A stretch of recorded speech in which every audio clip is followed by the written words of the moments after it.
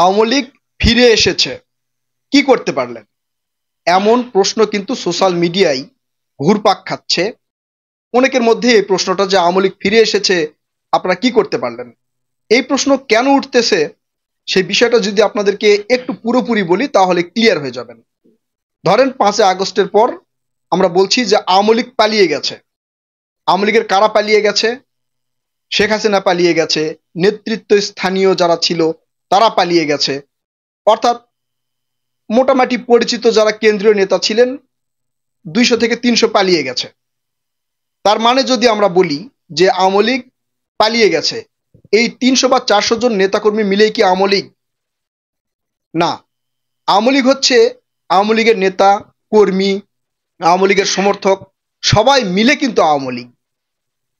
এখন ওই কয়েকজন পালিয়ে গেছে সেটা যদি আমরা বলতে পারি যে আওয়ামী লীগ পালিয়ে গেছে, তাহলে তাদের মধ্যে থেকে কেউ যদি ফিরে আসে সেটা কিন্তু আমরা বলতে পারি যে আওয়ামী লীগ ফিরে এসেছে। একটা ঘটনা কিন্তু বাংলাদেশে মোটামুটি তোলপাড় সৃষ্টি করেছিল, সেটা জানেন।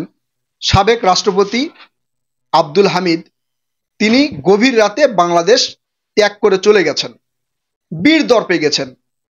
এয়ারপোর্টে তিনি ভিভিআইপি ভাবে গেছেন, লাল পাসপোর্ট নিয়ে গেছেন সিঙ্গাপুরের উদ্দেশ্যে নাকি থাইল্যান্ডের উদ্দেশ্যে তিনি চলে গেলেন। এরপরে সারা বাংলাদেশে তোলপাড় সৃষ্টি হলো, কিভাবে তিনি পালিয়ে গেলেন, এত বড় একজন পদধারী ব্যক্তি কিভাবে গেলেন, এয়ারপোর্টে কিভাবে পৌঁছালেন, নানা প্রশ্নের সম্মুখীন কিন্তু তখন প্রশাসন হয়েছে।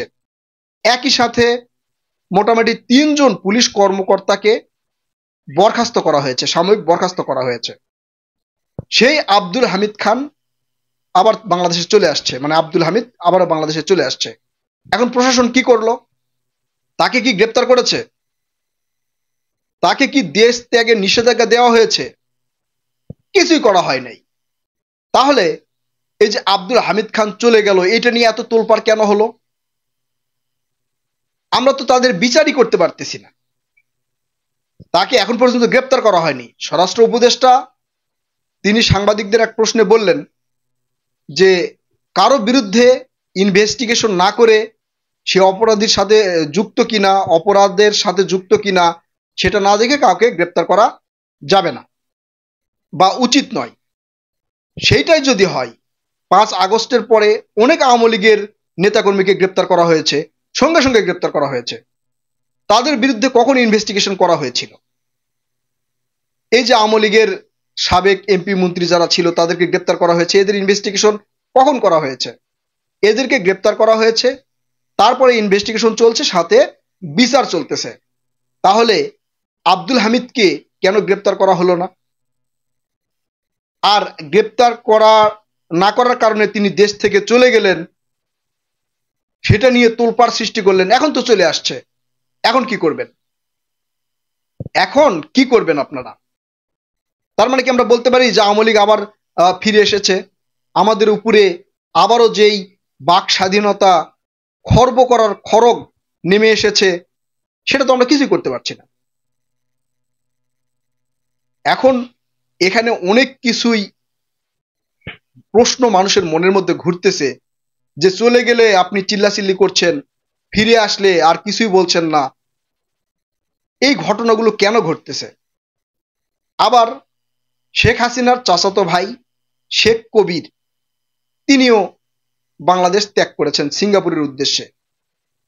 এটাও বিমান কর্তৃপক্ষ ইনশিওর করেছে। তিনি কিভাবে গেলেন?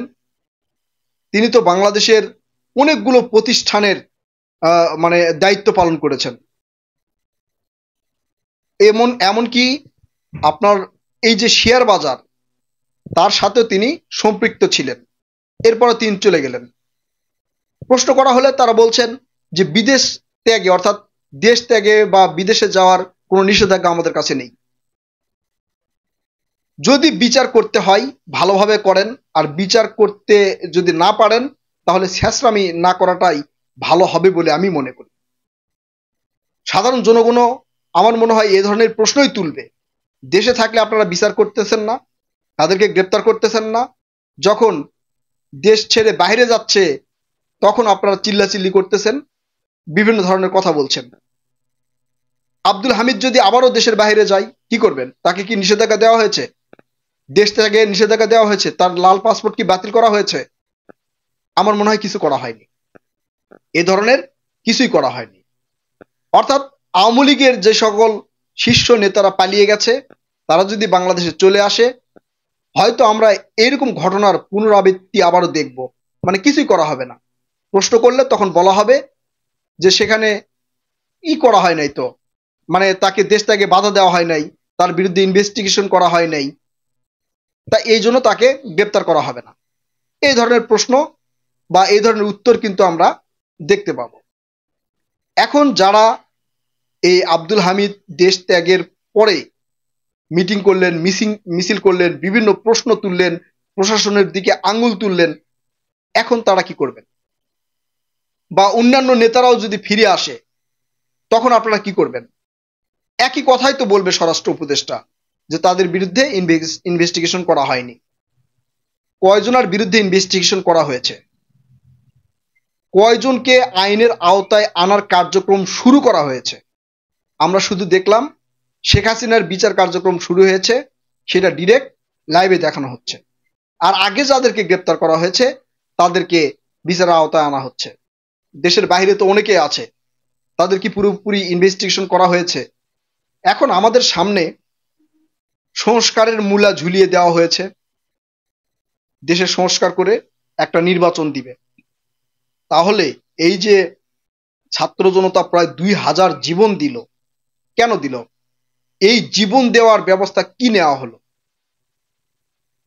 দেশের মধ্যে আসলে এখন একটা বিশৃঙ্খল পরিবেশ যে সৃষ্টি হয়েছে, এটা রীতিমতো জনমনে পৌঁছে গেছে। তারা মন থেকে, অন্তর থেকে প্রশ্ন করছে। কেউ সরাসরি বলছে, কেউ সরাসরি বলতে পারছে না। এখন দেশ কোন দিকে যাবে, কি হবে, কি ঘটবে, মানুষ আতঙ্কে আছে বলে আমি মনে করি। সোশ্যাল মিডিয়ায় কেউ কেউ বলছেন ডক্টর ইউনূস 5 বছর ক্ষমতায় থাক, কেউ কেউ বলছেন দ্রুত নির্বাচন দিক, কারণ আমরা দ্রব্যমূল্যের দাম কিছুটা কম পাচ্ছি। হ্যাঁ, দ্রব্যমূল্যের দাম কিছুটা কম পাচ্ছি, এটা সত্য কথা, কিন্তু এর মানে এই নয় যে দেশের উন্নয়ন হচ্ছে। দেশের কোনো উন্নয়ন কিন্তু এখন পর্যন্ত প্রকাশ্য আমরা দেখিনি। প্রকাশ্য একটা উন্নয়নও কিন্তু আমরা এখন পর্যন্ত দেখিনি। তবে গোপনীয় কিছু ব্যক্তিদের উন্নয়ন হয়েছে। যেমন কেউ 300-400 কোটি টাকার মালিক হয়েছে, আগে পায়ে হেঁটে চলতো, এখন মানে দামি দামি গাড়িতে ঘুরে বেড়াই, ভোট চাই। কেউ কেউ দেশের বাহিরে আবার বাড়িঘর করছেন, কেউ তাদের পরিবার আমেরিকায় পাঠাচ্ছেন। মানে এদের উন্নয়ন হয়েছে। দেশের কোনো উন্নয়ন হয়েছে বলে আমার চোখে পড়েনি, বা আপনাদের কারো চোখে পড়েছে বলেও আমার মনে হয় না। প্রিয় দর্শক, আসলে কি ঘটতে চাচ্ছে, আওয়ামী লীগকে নিয়ে কি করতে চাচ্ছে, কি ধরনের পরিবেশ আগামীতে সৃষ্টি হবে দেশের মধ্যে, এটা আপনারা কি মনে করছেন? অবশ্যই আপনারা আপনাদের মূল্যবান মতামত কমেন্ট করে জানাবেন। কথা হবে পরবর্তী কোনো ভিডিওতে। ততক্ষণ পর্যন্ত ভালো থাকবেন। আল্লাহ হাফেজ।